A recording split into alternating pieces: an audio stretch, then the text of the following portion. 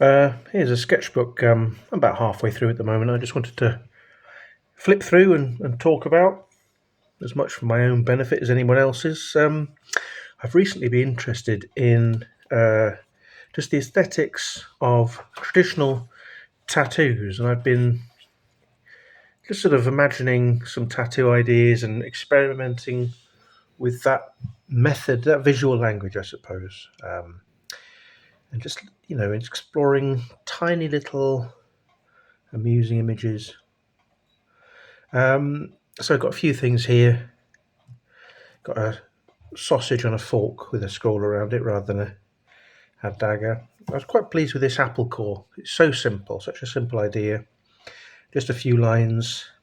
I quite like it. An orc skull, a toilet roll with the last sheet gone. This is Voltan. He's a character from one of my favourite films called Hawk the Slayer. It's a sort of pulp fantasy film made in 1980. A Mobius strip. I'm not sure that's got much visual impact, but I quite like it. A pig-nosed orc. A naughty pencil. Drawing a naughty drawing. I like this idea here, just a chair. Having a tattoo of a chair, I quite find delightful. Rest a while, which is a nice sentiment. A weird, evil, clawed hand. And more of the same.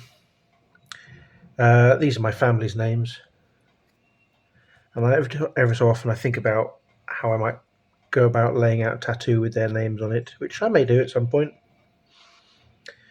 An old can and an old boot on a fishing line. I've got a tattoo that has a gnome sitting on a dice and fishing, and his fishing line is disappearing into the water, but I think at some time I may extend the tattoo so that the rest of the fishing line is visible beneath the water, and maybe he's pulling up an old soup can or an old boot.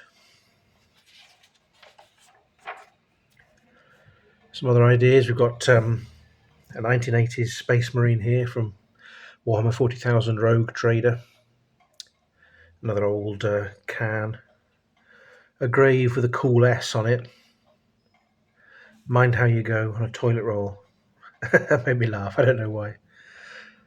And a skull. There's a particular way that you sometimes see tattooists in ye olden days drawing skulls, which I find really appealing. Quite a naive way of drawing them. A couple of versions of the same idea here, which is a goblin driving a teapot tank. That's an idea I find delightful as well. And a snail with a skull for a shell, which seems like the sort of thing that should be meaningful, perhaps doesn't need to be. A couple of dice here, but only roll ones. And some more playful stuff. So this looks like a hand holding a sponge, right? It's just it's supposed to look a little bit like the Mind Sword in Hawk the Slayer, which is a sentient sword that has a whole hand on the end of the I guess where the pommel would be, that holds the Mind Stone. Other little bits and pieces. I really do quite like this teapot, skull and crossbones. I like teapots.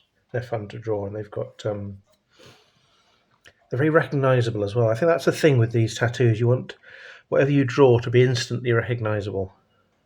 There's another Mind How You Go.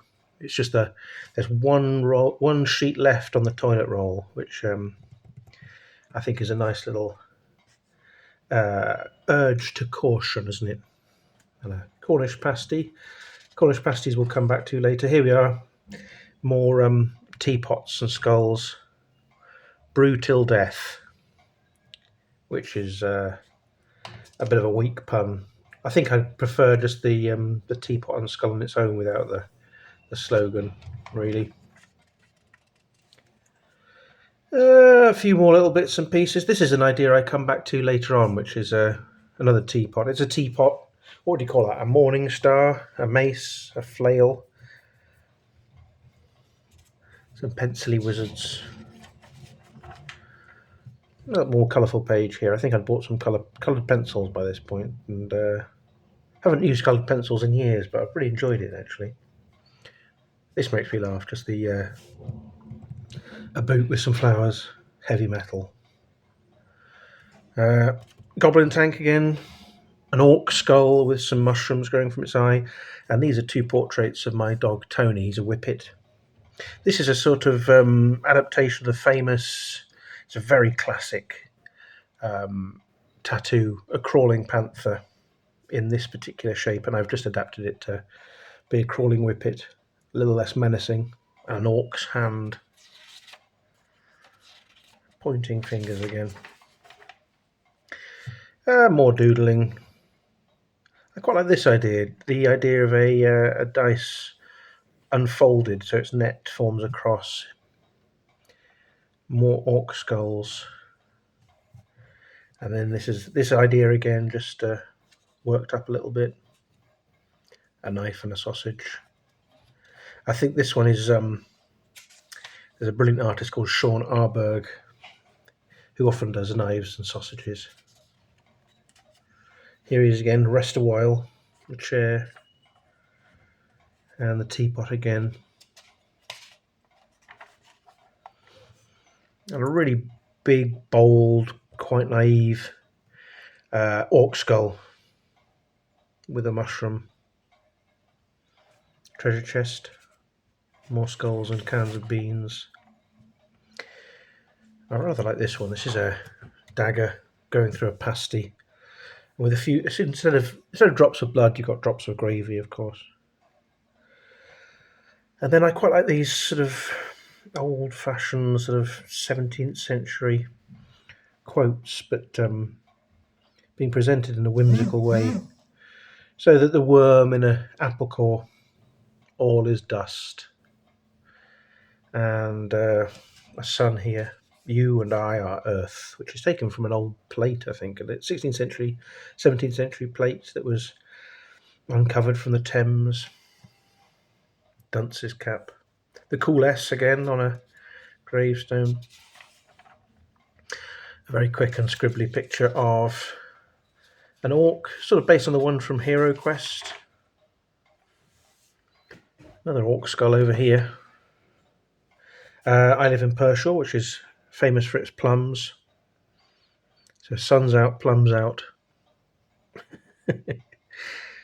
Some classic tattoo dice, but these aren't normal dice. These are the artillery dice from Warhammer, or the old versions of Warhammer back in the 90s, I suppose, 80s, 90s. Quite like this pencil tied in a knot. Here he is again.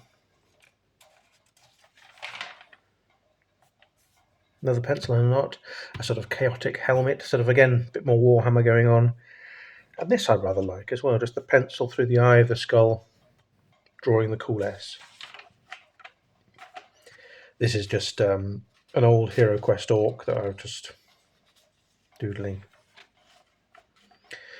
Some caricatures of my children, and a couple of experiments with the idea of a dungeon door, dungeon crawler, and a couple of eyes inside the darkness of the door.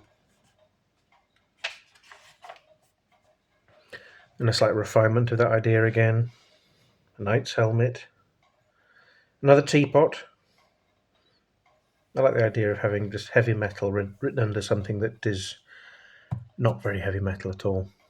Chop chop. And this chap's shown back up again. Again with the teapot. Eldritch Blast, that's a D&D spell. And I quite like this idea of having the skull as the snail shell. But it's a memento mori. Remember, you must die. I also quite sort of like the idea of possibly having some speed lines behind the snail, because it's not only remembering or reminding you that you will one day die, but also life is going to go quicker than expected. And a goblin behind a wall, like Kilroy. Here's the dungeon door again. tulips, wizard's hands, swords, the skeleton from Hero Quest, and here's that snail again. And these are two treatments of a. These are a reference to Alan Partridge in, I think, season 2. So it's the second series of I'm Alan Partridge, where he's living with his girlfriend Sonia, and she's been doodling, and she's drawn an alien judge, which is just such a a lovely idea. And he says, "Golly, an alien judge," which is completely meaningless, but I do like it. And again, more refinements of this idea. A pig driving a car. And then I started drawing some castles. A castle on a tortoise's back. And a pencil-y thing. And a citadel. A dragon. And a moon, or possibly a sun in the background. Another one. It's refined. Ways of presenting flags. I don't know if this is a flag of any particular country, a blue cross and a red background. It wasn't consciously. I was just, because these coloured pencils are erasable, and I was just wondering whether I could get a sort of a rippling flag effect while still keeping that sort of naive tattoo look, and a gauntlet. Here's that idea again, the teapot mace or morning star, whatever.